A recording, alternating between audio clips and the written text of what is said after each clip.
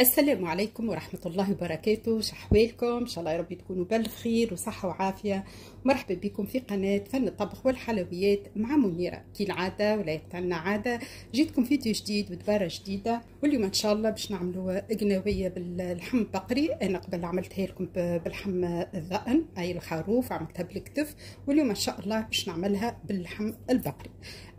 المكونات: نستحقوا طماطم هذه فرشكه، هذوما 3 قيبات طماطم فرشكه. بالطبيعه بالنسبه للقناويه ديما نقول اللي يحب يطيبها كلها يعني بالطماطم الفرشكه يرحي لها ابار الكعب هذوما. انا اليوم باش نستعمل الطماطم المركزه.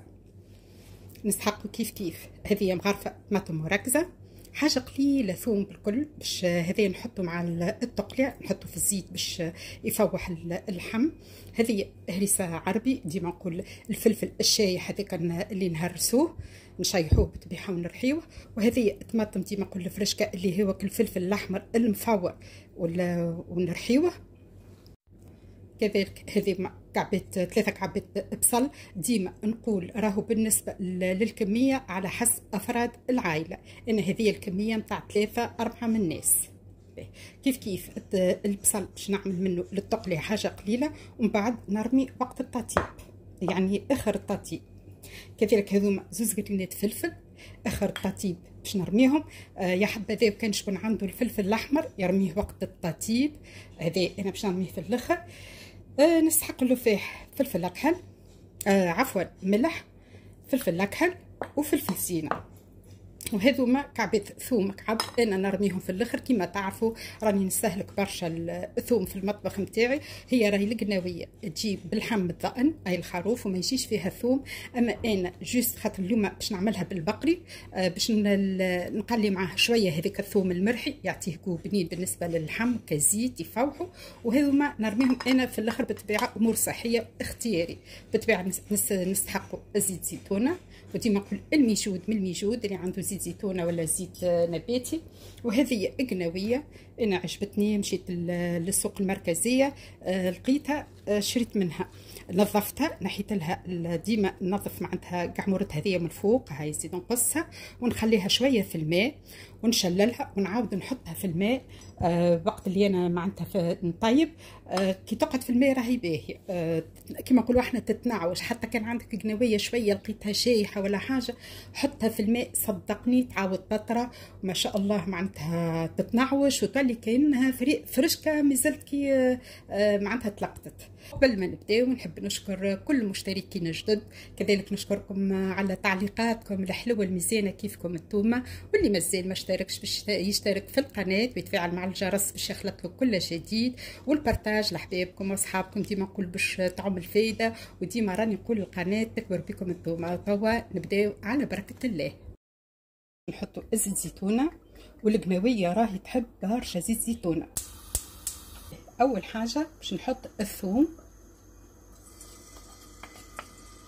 ما نخلط انا خاطر باش نكره به الزيت، وفي ساعه نحطوا اللحم ما نخليوش الثوم يحمر ويتحرق.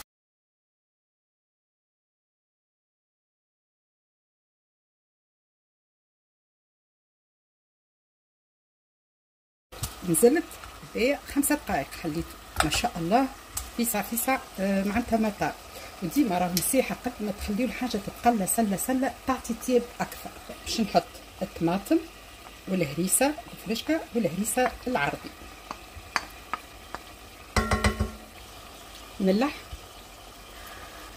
فلفل زينه او فلفل احمر، ثوم باش نحط الشطر، وفي الاخر نزيد نرمي الباقي.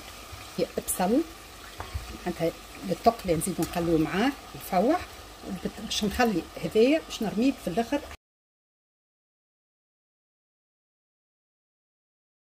اللحم يتقلى مع البصل والفاح والطماطم باش ياخذوا النكهه معناتها الكل النكهه تتخلط ما بيناتهم.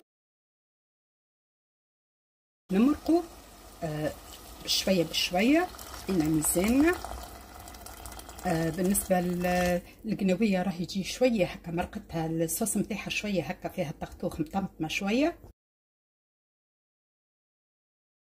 نغطيو عليها نخليو اللحم يطيب بالكدا. بدلتها على الكانون الصغير هدايا الغاز الصغير وقويته في النار.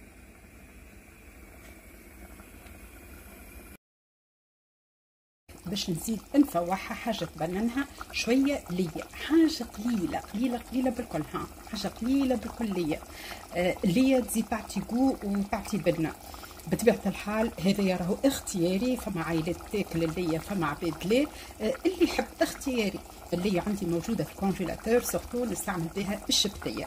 وبالطبيعه الوصفه هذه نتاع الشبتيه كان تحبوا ترجعوا معناتها بالتوالي فتلقاوها وصفه بنينه بنينه برشا.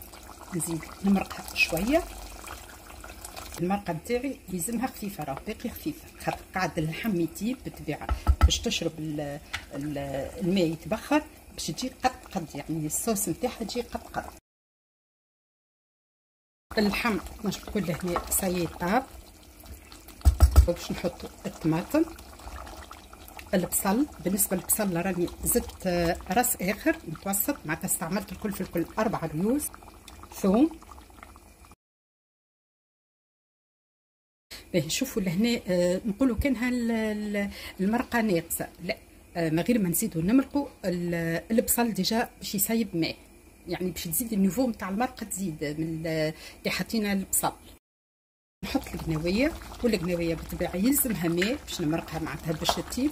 هاكا نحط البصل قبل يسيب ماء باش نعرف يا هل ترى معناتها نزيد الماء والا ما نزيدش. بون بالنسبه للقناويه نحرقوها اول مره هكا، اما من بعد رانا ما عادش نمسوها باش الكعبه ما تتكسرش، يعني تتكسر تولي تصيب العابها وما عادش مزيانه. القناويه تكمل الطيب. بطبيعه الحال نراقبوها الماء ينقص شي تستحق نديرها تزيد تمرق والا لا. وديما كي نمرقوا الماكله ديما ماذا بينا بالماء السخون. القناويه نتاعنا طابت، نبقى كان في الاخر باش نفوح شويه فلفل اكحل ونرمي هالقرينه فلفل هذوما يعطيو جو بنينه بنينه برشا. بطبيعه الحال باش نخليها حكايه دقيقه بالمنكله دقيقه ونطفي عليها. علاش؟ انا نحب الفلفل يقعد كروكون، ما نحبوش يذبل.